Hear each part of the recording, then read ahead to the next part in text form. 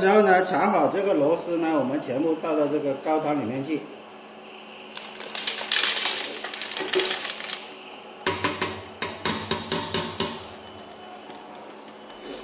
然后呢，我们开大火呢，让它熬煮1个小时。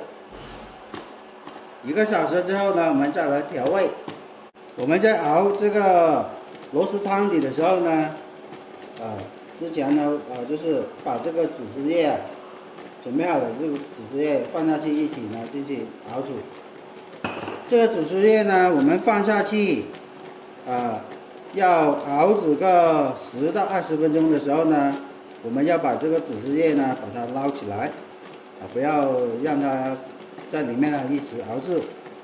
待会呢就是把它取出来呢，就是避免这个汤底这个味道全都是那个紫丝味，因为呢这个紫丝叶呢它那个味道比较重，所以说呢我们必须要把它取出来。待会熬煮了10分钟左右呢，我们要把这个紫丝叶把它全部凿出来。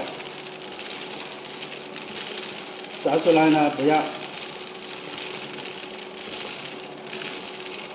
就是如果就是留它个2、3张在里面呢都没有问题的就是不要太多，因为呢它那个味道呢就比较重，所以说呢一定要把它夹出来，尽量不要让它留在里面。好，全部夹出来之后呢，我们现在呢继续让它熬煮差不多1个小时这样子。好，经过1个小时的这个熬煮呢，这个螺丝汤底现在呢我们进行调料。首先呢，倒入我们准备好的这个冰糖，这个冰糖呢是10克，然后呢倒入我们的这个味精，味精呢是20克，再倒入我们准备好的这个鸡精20克。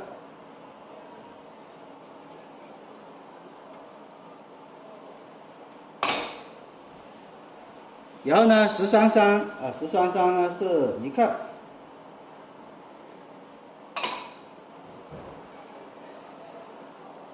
鲜味宝15克，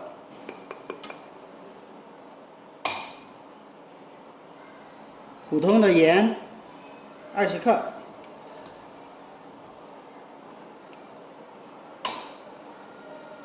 然后呢搅拌均匀。放下去之后呢，继续放我们的这个红腐乳。红腐乳呢是35克红腐乳。然后呢，继续倒入我们的这个蚝油，蚝油呢是30克。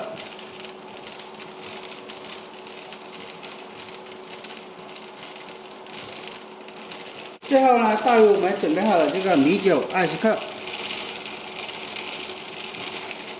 好，我们现在呢继续熬煮3分钟就可以关火了。好，经过最后3分钟的这个熬煮，现在我们可以把这个火关掉了。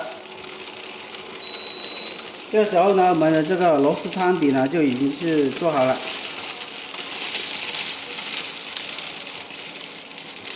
接下来呢，我们就是直接做这个出品了。